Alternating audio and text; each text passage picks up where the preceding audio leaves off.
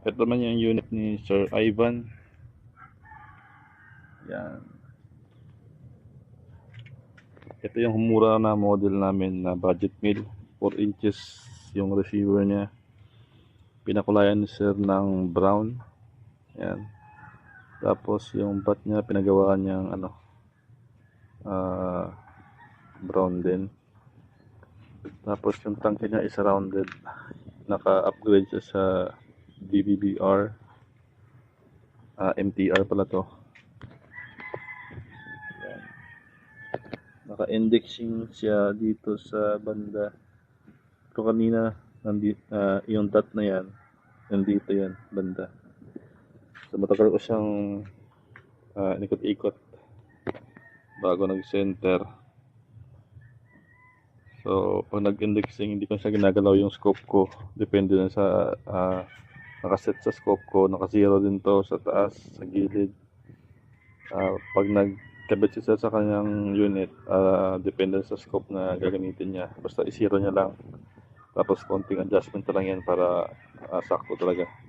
20 inches to yung panumpit. Naka slip on silencer. Tapos yung output nasa 1.8. Yan, ang pellet natin na gagamitin is 18 grain na GT. Tapos magtra din tayo ng 19 grain. FPS nito nasa 278 meters per second. Nasa 900 plus. Yung target dun is 25. Pero yung yung side na may parang cut sa gitna, yan yung column A. Yan yung may tama na. Yun, nung pag-testing ko kanina sa isang unit, pero yung dito banda sa sa right side wala pang tama. Tingnan natin sa scope para at least fair na wala siyang tama talaga. Kasi mas maganda pag transparent.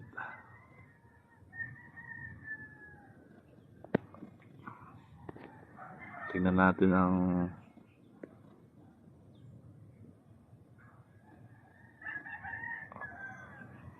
ayan o.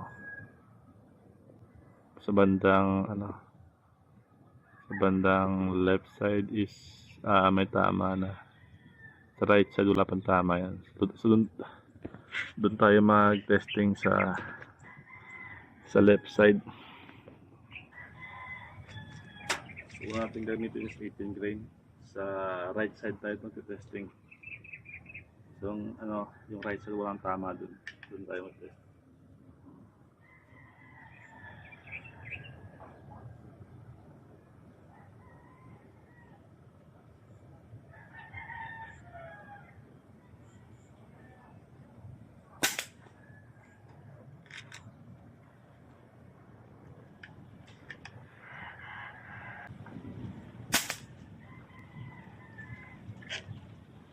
Mag-test na ako ng dalawa para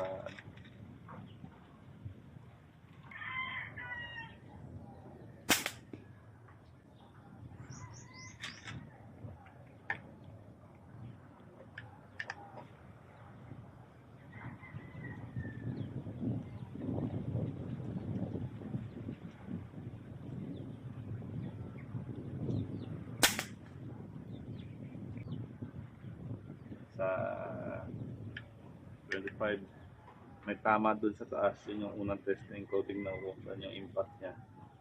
So sa gitna tayo na dati tira.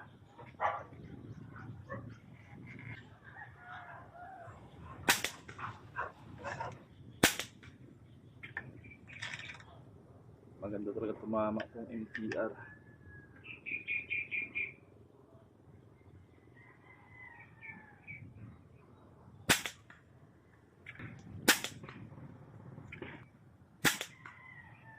Lima. Try natin sa 19 grain. Sa right side banda.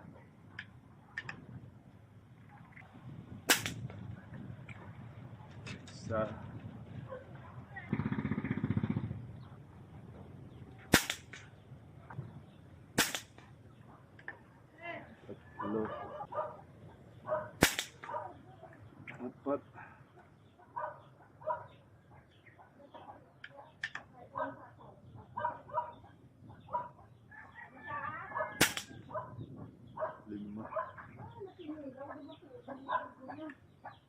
saka yan sa taas. So ulit ako sa 19 grain sa baba niya. Try ko magbaba ng power.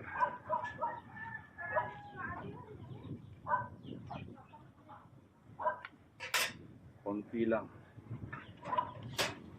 Try ko ulit dun sa baba ng 19 grain.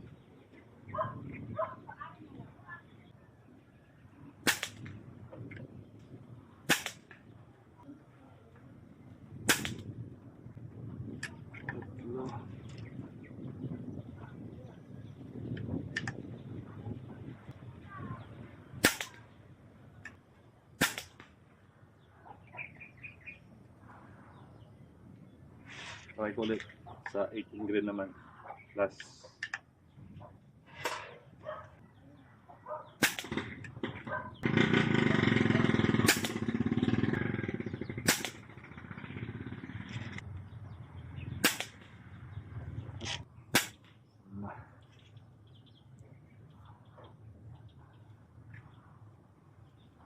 Dun, punta natin dito sa range.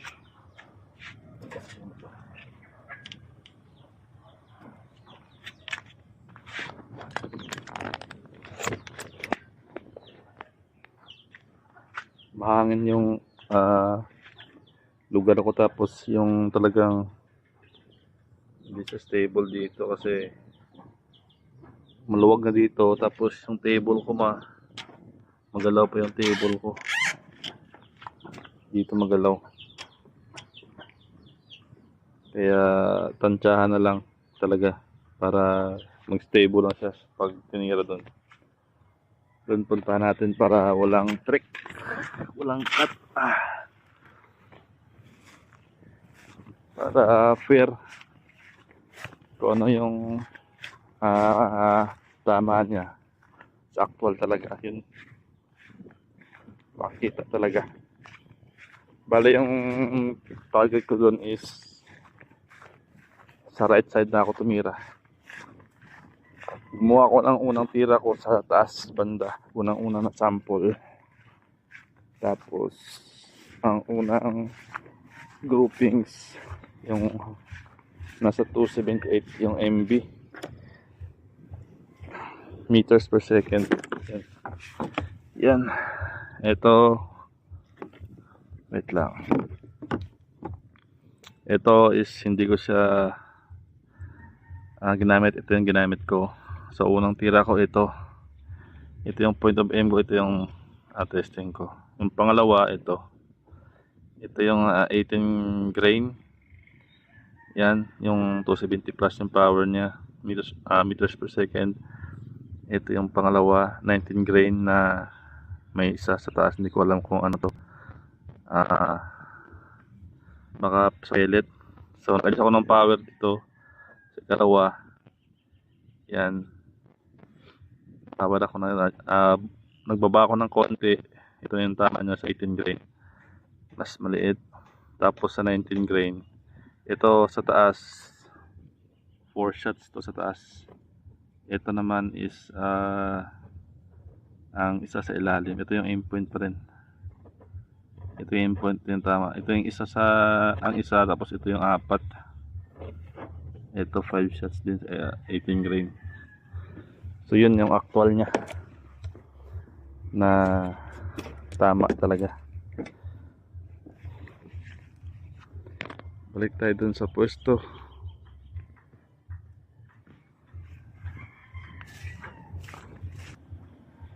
So yan yung unit ni Sir Ivan na Homura.